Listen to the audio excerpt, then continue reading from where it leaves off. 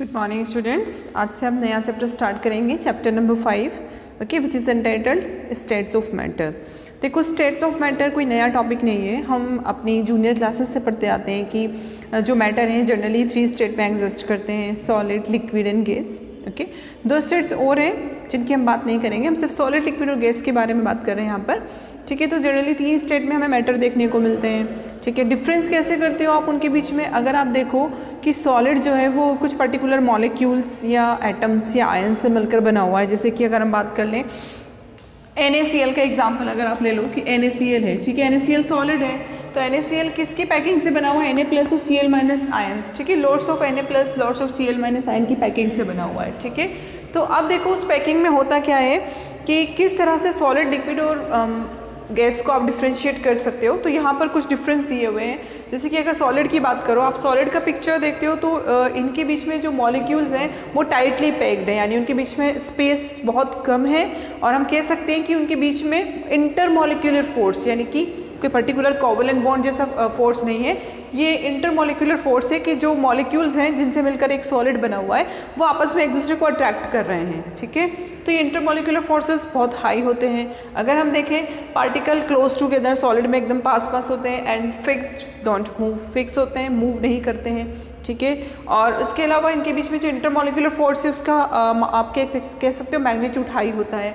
फिर हम बात करें वॉल्यूम और शेप की, तो सॉलिड का वॉल्यूम आप कहीं भी ले जाओ, आप किसी भी आप उस पर्टिकुलर सॉलिड को, उसका शेप वही रहेगा, वॉल्यूम भी वही रहेगा, नो चेंज। ओके, बिकॉज इसके जो पार्टिकल्स हैं वो मूव ही नहीं कर रहे हैं। अब पार्टिकल एटम भी हो सकता है, मॉलिक्यूल भी हो सकता है, ओके, आयन भी हो सकता है। फिर हम बात करें लिक्विड की, तो देखो लिक्विड का अगर पिक्चर देखो आप, तो यहाँ पर आपको क्या डिफरेंस लग रहा है कि जो इसमें मॉलिक्यूल्स हैं या पर्टिकुलर पार्टिकल्स हैं जिनसे मिलकर ये लिक्विड बना हुआ है वो एक दूसरे से दूर दूर हैं, तो उनके बीच में जो इंटरमॉलिक्यूलर फोर्स है, ओके, फोर्स का अमाउंट कम हो जाएगा नहीं हो जाएगा, दूर दूर है, एक दूसरे को इतना अट्रैक्ट नहीं कर पाएंगे जितना कि सॉलिड के केस में हो रहा था।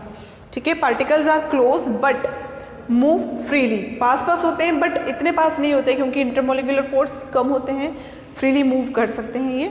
Okay, less intermolecular force between particles and volume fixed, इनका वॉल्यूम फिक्स होता है और जो शेप है वो फिक्स नहीं होगा। जैसे कि आप एक फिक्स वॉल्यूम वाले लिक्विड को आप जिस शेप के कंटेनर में डालोगे वो उसी का शेप गेन कर लेगा। ठीक है, फिर उसके बाद गैस की बात करें तो गैस में देखो इतने दूर दूर होते हैं पार्टिकल्स पर्टिकुलर जिनसे मिलकर वो गैस बनी हुई है।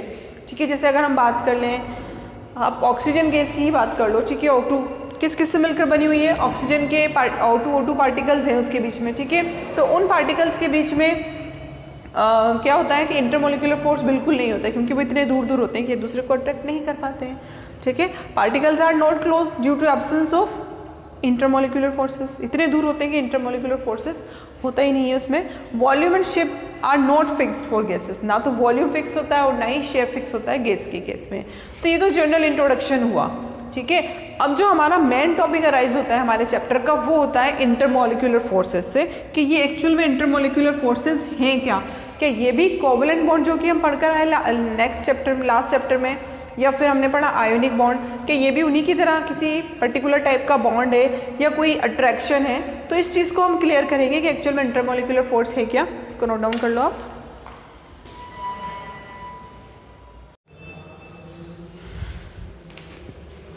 बात करते हैं इंटरमॉलिक्यूलर फोर्सेस की। इंटरमॉलिक्यूलर फोर्सेस क्यों हमारे लिए इंपॉर्टेंट है स्टेट्स ऑफ मैटर जब हम स्टडी करते हैं?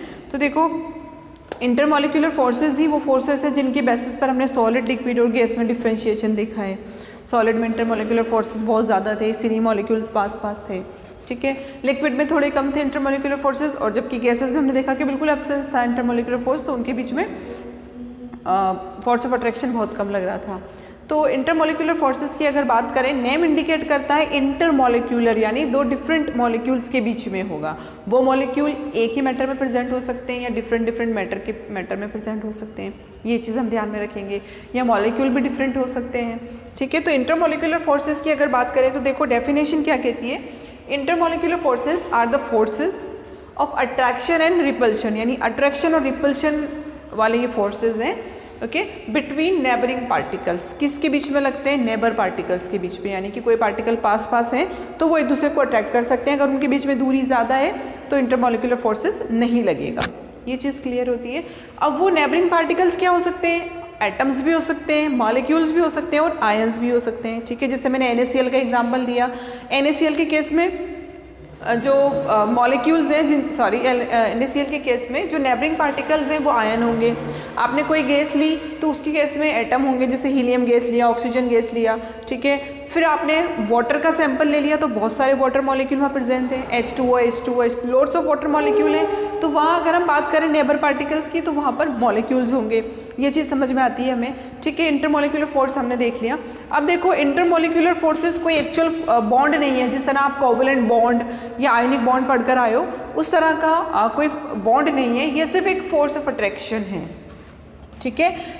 IMF से हम इसे रिप्रेजेंट करेंगे। Intermolecular forces are weaker than covalent bond. जो भी कोवलेंट बॉन्ड बनता है उससे वीक होते हैं ये, ठीक है। सिर्फ अट्रैक्शन की वजह से जो ये बॉन्डिंग है ये होती है, ये फोर्स बनता है। Attractive intermolecular forces are also known as van der Waals forces. अब आपने देखा था कि जो अट्रैक्शन और रिपल्शन की वजह से ही, अट्रैक्शन और रिपल्शन के ही फोर्सेज हैं जिन्हें हम इंटरमॉलिक्यूलर फोर्सेस कहते हैं, ठीक है। तो उसमें अगर आप अट्रैक्शन वाले इंटरमॉलिक्यूलर फोर्सेस को देखोगे जो कि अट्रैक्शन की वजह से लग रहा है, पॉजिटिव और नेगेटिव के बीच में अट्रैक्शन हो रहा है, यानी इंटरमॉलिक्यूलर फोर्स उनके बीच में जनरेट हो रहा है, तो उस वजह से जो फोर्स जनरेट होगा उसे आप नाम दे सकते हो वैन डर वाल फोर्स, ओके। फिर उसके बाद आपको डिफ्रेंशिएट करना है कि कैसे ही कोवलेंट बॉन्ड से डिफरेंट है। तो HCl का एग्जांपल ले लेते हैं हम, ठीक है। ये HCl का एक मॉलिक्यूल है, उसी सैंपल में HCl का दूसरा मॉलिक्यूल है, ठीक है। तो अगर आप देखते हो HCl हाइड्रोजन क्लोरीन जो भी बॉन्ड इनके बीच में बना है हमने इसे कोवलेंट बॉन्ड नाम दिया, ठीक है। ये कोवलेंट बॉन्डिंग हुई इनके बीच में, दोनों ही मॉलिक्यूल में सेम यही चीज़ है। अब इसका एक मॉलिक्यूल ये इलेक्ट्रोनेगेटिव, हाइड्रोजन इलेक्ट्रोपॉजिटिव, जैसा कि हमने हाइड्रोजन बॉन्डिंग में देखा था, ठीक है। तो इनके बीच में इंटरमॉलिक्यूलर फोर्स ऑफ अट्रैक्शन लगेगा, इस जिसे हम हाइड्रोजन बॉन्ड नाम देते हैं, वो भी इसी का एक टाइप है इंटरमॉलिक्यूलर फोर्स ऑफ अट्रैक्शन का। तो इसे हम यहाँ हाइड्रोजन बॉन्डिंग ये ना लिखकर हम लिख सकते हैं इंटरमॉलिक्यूलर फोर्स ऑफ अट्रैक्शन। समझ में आ गई ये चीज़। तो इस तरह ये जो फोर्स ऑफ अट्रैक्शन होता है ये बहुत इंपॉर्टेंट रोल प्ले करता है किसी भी पर्टिकुलर मैटर की स्टेट को एक्सप्लेन करने में। फिर हम टाइप्स की बात करें, टाइप्स ऑफ इंटरमॉलिक्यूलर फोर्सेस, तो आपको 4 टाइप यहाँ पर दिए गए हैं। सबसे पहला है डिस्पर्जन फोर्स, जिसे हम लंडन फोर्स कहते हैं, ठीक है। ये जनरली ये फोर्स अराइज होता है, ठीक है, किसमें, नॉन पोलर मॉलिक्यूल, समझते हो ना, नॉन पोलर मॉलिक्यूल जिनमें प्लस और माइनस नहीं होता, न्यूट्रल जो मॉलिक्यूल्स होते हैं, जैसे कि हम बात कर सकते हैं बेंजीन है, ठीक है। बेंजीन क्या फॉर्मूला होता है बेंजीन का, C6H6, ओके। कार्बन और हाइड्रोजन दोनों की इलेक्ट्रोनेगेटिविटी ऑलमोस्ट सेम है, तो ना कार्बन पर पॉजिटिव आता है, ना हाइड्रोजन पर नेगेटिव, ना हाइड्रोजन पर पॉजिटिव आता है, ऐसा कुछ नहीं होता है, न्यूट्रल रहता है, ये नॉन पोलर होता है। तो यहाँ बेंजीन में आपको जो इंटरमॉलिक्यूलर फोर्स ऑफ अट्रैक्शन देखने को मिलेगा उसे आप डिस्पर्जन फोर्स या लंडन फोर्स कहोगे। लंडन एक फिजिशिस्ट थे जिनकी वजह से इस फोर्स को इन्होंने डिस्कवर किया था, उन्हीं के नाम पर इसको नाम दिया गया है। फिर आप डाइपोल फोर्स की बात करो तो डाइपोल आप पढ़कर आए हो, डाइपोल यानी कि यहाँ पर किसी पोलर कंपाउंड की बात हो रही है, ठीक है। पोलर और पोलर कंपाउंड के बीच में जो फोर्स लगता है उसे डाइपोल फोर्स कहते हैं। जैसे कि यहाँ देखा आपने पोलर कंपाउंड थे ना ये, ठीक है, H पर प्लस Cl पर माइनस, H पर प्लस Cl पर माइनस, पोलरिटी जनरेट हो गई, पोल बन गए 2, ठीक है। तो इनके बीच में डाइपोल फोर्स कहलाएगा ये जो फोर्स होगा, इस इंटरमॉलिक्यूलर फोर्स को डाइपोल फोर्स कहेंगे। फिर थर्ड है डाइपोल इंड्यूस्ड फोर्स। अब ये फोर्स लगता है एक पोलर और दूसरे नॉन पोलर के बीच में, कैसे जनरेट होते हैं वो सब हम देखेंगे। हाइड्रोजन बॉन्ड तो आप बहुत अच्छे से पढ़ चुके हो, ठीक है। तो इन सब बॉन्ड्स की हमें स्टडी करनी है, इंटरमॉलिक्यूलर फोर्सेज है ये। आप टाइप्स को नोट डाउन करो, फिर हम स्टडी करते हैं इनकी सेपरेटली।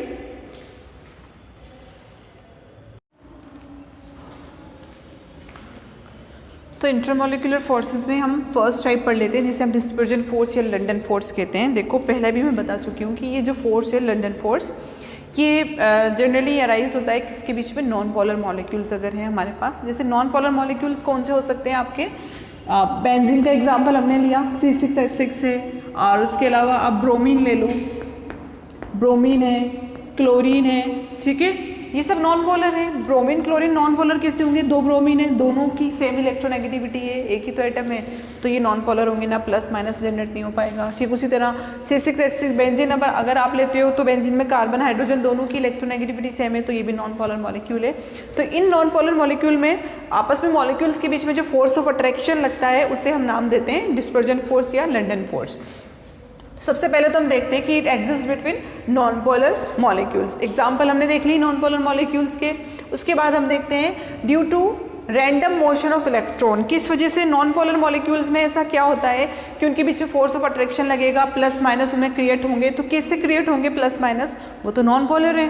अब प्लस माइनस कैसे क्रिएट होगा, due to the random motion of electron. Electron की मोशन रैंडमली होगी, कोई इलेक्ट्रॉन कहीं जा रहा है, कोई इलेक्ट्रॉन किसी पोर्शन में मूव कर रहा है, तो उस वजह से एटम में प्लस और माइनस आप कह सकते हो कि टेम्परेरी क्रिएट होंगे। कैसे होंगे, देखो, random motion of electron about the nucleus in any atom, ठीक है, कैन क्रिएट टेम्परेरी डाइपोल। ये चीज़ ध्यान में रखना, टेम्परेरी एक डाइपोल बनता है। वैसे तो नॉन पोलर है, डाइपोल नहीं बनेगा, बट इलेक्ट्रॉन की मूवमेंट अगर रैंडमली हो रही है, कहीं कितने इलेक्ट्रॉन चले गए मूव करते हुए और एटम के किसी पार्ट में कितने इलेक्ट्रॉन चले गए, तो उसे रैंडम मूवमेंट कहेंगे।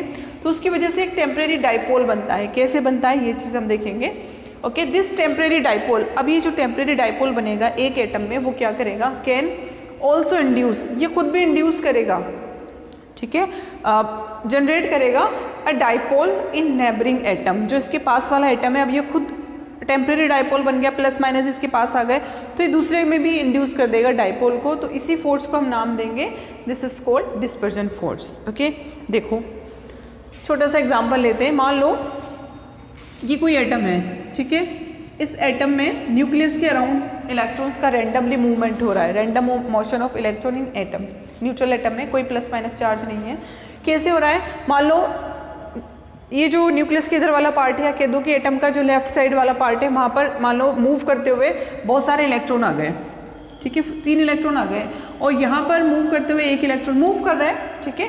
तो सिर्फ एक सेकंड के लिए अगर आप सोचो तो मान लो यहाँ पर 3 इलेक्ट्रॉन आ गए मूव करते हुए, और यहाँ एक इलेक्ट्रॉन मूव करते हुए इस पार्ट में एक इलेक्ट्रॉन जा रहा है। तो अगर आप सोचो इस पार्ट में इलेक्ट्रॉन का डेंसिटी ज़्यादा है, तो आप कहोगे यहाँ नेगेटिव चार्ज ज़्यादा होगा।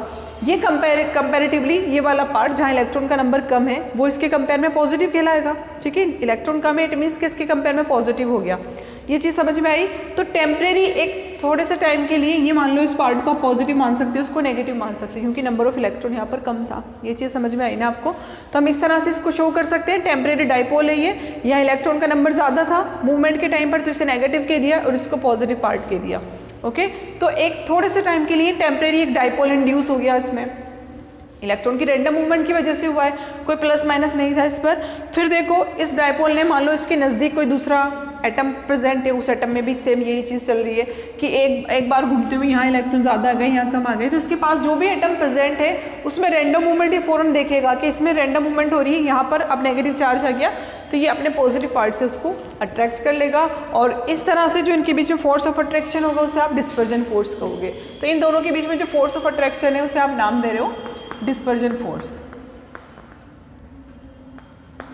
ये चीज समझ में आती है, ठीक है। नॉन पोलर था, फिर भी टेम्परेरी कुछ टाइम के लिए इसने डाइपोल इंड्यूस किया due to the random motion of electron, और दूसरा जो इसके नेबर एटम था उसमें भी इसने इस चीज़ को कैच किया कि यहाँ भी रैंडम मूवमेंट हो रही है, इस टाइम यहाँ पर प्लस आ गया, तो इनके बीच में जो अट्रैक्शन होगा वो लंडन फोर्स कहलाएगा। ओके, अब एक चीज़ देखो, जो लंडन फोर्स है ये इन्वर्सली प्रोपोर्शनल होता है, किसके प्रोपोर्शनल होता है, r to the power of 6, r की 6 पावर, और ये r यहाँ पर क्या है, distance between the 2 particles, 2 particles के बीच में जो डिस्टेंस है, इन दोनों के बीच में जो डिस्टेंस है उसकी 6 पावर के इन्वर्सली प्रोपोर्शनल होगा ये लंडन फोर्स। ओके, तो इतना ही हम नॉलेज ले सकते हैं लंडन फोर्स के बारे में, एनफ है ये, ठीक है। अब जो सेकंड फोर्स है उसके बारे में हम देख लेते हैं। जैसे कि अगर आप बात करो, सेकंड टाइप ऑफ फोर्स है हमारा डाइपोल फोर्स, ठीक है। इसको नोट डाउन कर लिया सभी ने।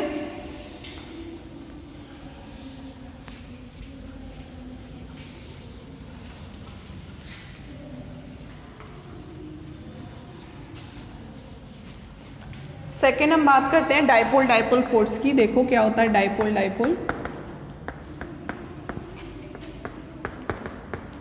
Dipole dipole force of attraction, या हम इसे सिर्फ यहाँ फोर्स कहेंगे, ठीक है। नाम इंडिकेट कर रहा है इसका डाइपोल, यानी कि ऑलरेडी पहले से ही मॉलिक्यूल के पास डाइपोल होता है, प्लस और माइनस, कोई रैंडम मूवमेंट की वजह से नहीं आता है, उसके बाद उसका खुद का डाइपोल होता है, और उन दोनों डाइपोल दोनों पोलर मॉलिक्यूल्स के बीच में जो फोर्स ऑफ अट्रैक्शन लगता है उसे हम dipole dipole force of attraction कहते हैं। ओके, तो लिख सकते हो एग्जिस्ट बिटवीन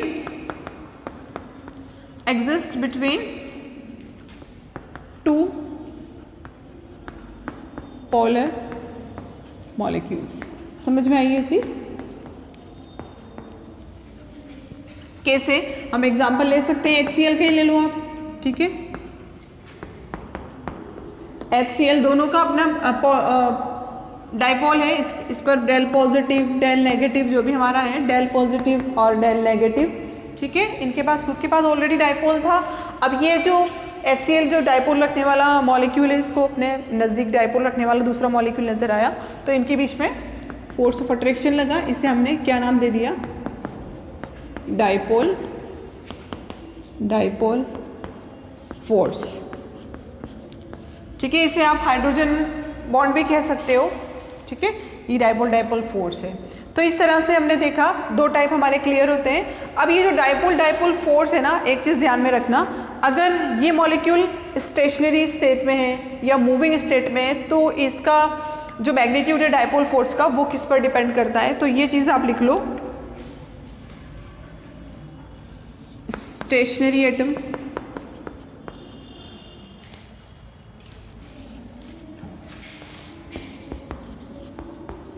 अगर आप स्टेशनरी एटम की बात कर रहे हो तो आपका जो डाइपोल है, ये जो डाइपोल फोर्स है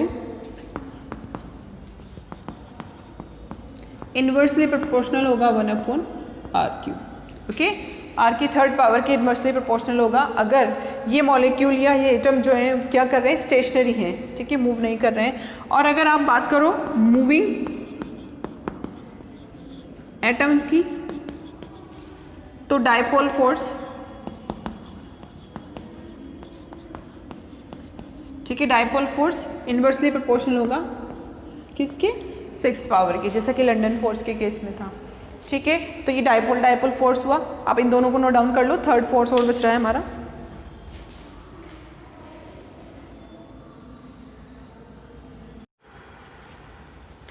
सो स्टूडेंट अब third type of intermolecular force की बात करते हैं हम, ठीक है। अब याद रखना आप, इंटरमोलिकुलर फोर्स जो है अगर वो अट्रैक्शन के केस में, जैसे कि हम पढ़ रहे हैं तीनों अट्रैक्शन के केस में ही है, तो इन्हें वन डर वाल फोर्स भी कहते हैं, ठीक है। थर्ड टाइप है डाइपोल इंड्यूस्ड डाइपोल फोर्स। इससे पहले लंदन फोर्स आपने देखा जो कि नॉन पोलर मॉलिक्यूल्स के बीच में अराइज हो रहा था। फिर उसके बाद आपने डाइपोल डाइपोल फोर्स देखा, तो नेम इंडिकेट कर रहा था कि वो पोलर और पोलर मॉलिक्यूल के बीच में हो रहा था। अब ये थर्ड वाला जो है दोनों का मिक्सचर कहलाएगा, डाइपोल इंड्यूस्ड डाइपोल फोर्स, यानी कि एक डाइपोल जिसका परमानेंट डाइपोल होगा, यानी कि जो पोलर मॉलिक्यूल होगा वो उसके पास प्रेजेंट किसी नॉन पोलर मॉलिक्यूल में डाइपोल इंड्यूस्ड कर देगा, ठीक है। कैसे होगा नॉन पोलर में? आपने देखा है लंदन फोर्स के केस में रैंडम इलेक्ट्रॉन की मूवमेंट होती है, ठीक है। तो यही चीज़ यहाँ पर हम देख रहे हैं, exist between polar and non polar molecule, ठीक है। यहाँ पर आपने कोई पोलर मॉलिक्यूल देखा है, जैसे कि देखो ये कोई पोलर मॉलिक्यूल है जिसका अपना परमानेंट डाइपोल था, ठीक है, पॉजिटिव नेगेटिव चार्ज था। इसने अपने पास अपने नेबरिंग कोई नॉन पोलर मॉलिक्यूल था, ठीक है, उसमें रैंडम इलेक्ट्रॉन की मूवमेंट की वजह से टेम्परेरी प्लस माइनस क्रिएट हुए, तो उसके अकॉर्डिंग इसने इसके साथ फोर्स ऑफ अट्रैक्शन इसने क्रिएट किया, और इस फोर्स ऑफ अट्रैक्शन को आपने नाम दे दिया डाइपोल इंड्यूस्ड डाइपोल फोर्स। ये चीज़ हमारी क्लियर होती है। तो फोर्सेस हमारे इंटरमोलिकुलर फोर्सेस क्लियर होते हैं, हमारे लिए इंपॉर्टेंट क्यों थे? क्योंकि इन्हीं इंटरमोलिकुलर फोर्सेस की बेसिस पर हम देखेंगे कि किसमें कितना अमाउंट होता है, जिसकी बेसिस पर सॉलिड सॉलिड है, लिक्विड लिक्विड है और गैस गैस है। ये सारी हमारी चीज़ें क्लियर होती हैं। अब देखो यहाँ पर हम कुछ डिफरेंस देखेंगे, कुछ कंपैरिजन करेंगे किसके बीच में, इंटरमोलिकुलर फोर्सेस और थर्मल एनर्जी के बीच में, ठीक है। इंटरमोलिकुलर फोर्सेस तो हम देखो कह सकते हैं कि इंटरमोलिकुलर फोर्सेस की नेचर है कि वो मॉलिक्यूल्स को या पार्टिकल्स को पास पास खींच कर रखते हैं फोर्स ऑफ अट्रैक्शन की वजह से। जबकि थर्मल एनर्जी क्या है? देखो थर्मल एनर्जी की डेफिनेशन अगर आप देखो, produced when rise in temperature. कब प्रोड्यूस होती है? जब टेम्परेचर अराइज होता है मॉलिक्यूल का। अब आप ध्यान दो कि टेम्परेचर अराइज होगा तो मॉलिक्यूल्स पर क्या इफेक्ट पड़ेगा? मॉलिक्यूल्स दूर दूर हो जाएंगे, ओके उनके बीच की बॉन्डिंग टूटेगी, वो दूर दूर जाएंगे, यानी उनके बीच में इंटरमोलिकुलर फोर्स ऑफ अट्रैक्शन की पॉसिबिलिटी कम हो जाएगी। तो दोनों एक दूसरे के अपोजिट हमें नजर आ रहे हैं। जिस तरह इंटरमोलिकुलर फोर्स का टेंस तो क्या था, मॉलिक्यूल्स को पास पास लाना, ओके उनको पास पास लाना। और उसके अलावा अगर हम देखें थर्मल एनर्जी का क्या टेंड है कि थर्मल एनर्जी टेम्परेचर अराइज करने पर जनरेट होने वाली एनर्जी है, ठीक है। तो वो मॉलिक्यूल्स को टेंड करती है कि वो दूर दूर चले जाएं, उनके बीच की बॉन्डिंग को तोड़ देती है। तो फोर्स ऑफ अट्रैक्शन तो बहुत छोटी सी बात है, जब वो बॉन्डिंग को तोड़ रही है तो फोर्स ऑफ अट्रैक्शन भी बिल्कुल नेग्लिजिबल होगा इस केस में, ठीक है। और प्रोड्यूस होती है, कब प्रोड्यूस होती है, when rise in temperature and cause to atom move faster, जिसकी वजह से एटम्स के बीच की बॉन्डिंग टूटती है और एटम फास्टली मूव करते हैं, ओके थर्मल एनर्जी के कारण। तो अब देखो हम बता सकते हैं कि intermolecular forces tends to keep particles together, इनका नेचर क्या है कि पार्टिकल्स को पास पास लाएं अट्रैक्ट करके, जबकि thermal energy tends to keep them apart. जबकि थर्मल एनर्जी आप देखते हो उसकी डेफिनेशन से, तो थर्मल एनर्जी का नेचर हमें क्या नजर आता है कि ये मॉलिक्यूल्स को या पार्टिकल्स को दूर दूर ले जा रहा है, okay. Therefore states of matter are resultant of the balance between these two factor. तो हम कह सकते हैं कि जो मैटर की जो स्टेट होगी यानी सॉलिड, लिक्विड या गैस, ठीक है, वो इन दोनों ये जो दोनों प्रोसेस है थर्मल एनर्जी और हमारी इंटरमोलिकुलर फोर्सेस, इन दोनों फिनोमेना का बैलेंस होगा। किस केस में थर्मल एनर्जी हायर हो रही है, किस केस में इंटरमोलिकुलर फोर्स हायर हो रहे हैं, तो उसके बेसिस पर हम गैस, लिक्विड और सॉलिड देख सकते हैं। तो देखो ये चीज़ अगर आप गैस के बारे में देखो तो गैसेस में thermal energy is more greater than intermolecular force, more greater, okay greater than के दो साइन हमने यहाँ लगाए, more greater. Thermal energy higher होती है गैसेस के केस में, पार्टिकल्स की एनर्जी हायर होती है, ठीक है, वो तेजी से मूव करते हैं, एनर्जी हायर होगी तो वो स्टेबल नहीं रहेंगे, मूव करेंगे, ओके। और जो उनके बीच में इंटरमोलिकुलर फोर्स है उसका अमाउंट कम हो जाएगा। तो हम कह सकते हैं कि गैसेस में हमें ये देखने को मिलता है। उसके बाद हम सॉलिड की बात करें तो सॉलिड में अब आप खुद दिमाग लगाओ कि सॉलिड में इंटरमोलिकुलर फोर्सेस का amount more greater then the thermal energy, okay, तभी तो पार्टिकल्स पास पास होते हैं। फिर आप लिक्विड की बात करो तो लिक्विड में भी इंटरमोलिकुलर फोर्स, ठीक है, ग्रेटर होता है than the thermal energy, but इतना ग्रेटर नहीं होता है जितना कि सॉलिड में होता है। तो आप सिर्फ लिख सकते हो कि intermolecular forces are greater than thermal energy, ठीक है। तो इस तरह से हम किसी भी पर्टिकुलर मैटर की स्टेट को डिफाइन कर सकते हैं इंटरमोलिकुलर फोर्सेस और थर्मल एनर्जी की बेसिस पर। आई होप आपका ये कंसेप्ट क्लियर हुआ होगा, ठीक है। अब हम आगे बढ़ेंगे और गैस स्टेट और उसके कुछ पर्टिकुलर लॉज, ठीक है, किसी भी मॉलिक्यूल के गैस स्टेट में रहने के लिए पर्टिकुलर साइंटिस्ट ने कुछ लॉज दिए हैं और उनकी बेसिस पर आइडियल गैस के लिए लॉ हम आइडेंटिफाई करेंगे वहाँ से, ठीक है। तब तक आप इसे पढ़ते रहो। Thanks for watching.